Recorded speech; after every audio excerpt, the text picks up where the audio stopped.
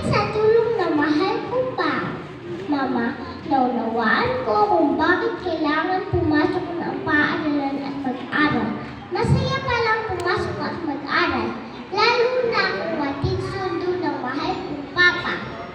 Patunay na ang pagmamahal nila ay walang kapantay sa kapwa ko sa kagangat. Sabay-sabay natin pasalamatan ang ating mga magulang. Mama, Papa, maraming salamat po. Naging makabuluhan na ang isang taong pagpasok ko sa paaralan sapagkat hindi lang nadagdagan ng aking kaalaman sa pagsulat, pagbasa at pagkwenta, kundi nakahanap ako ng mga kaibigan.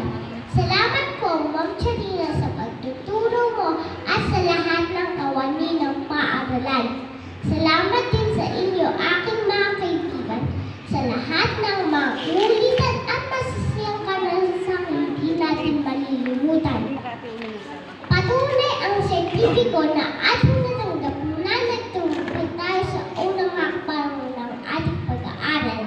Isang karangalan ang magkaroon ng medalya at magsalita sa inyong harapan.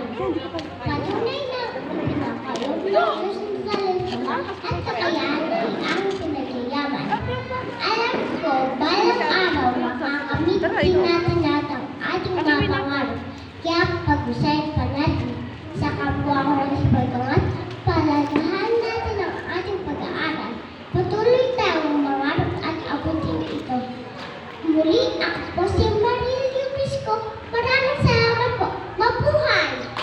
Galing! Okay, maraming salamat.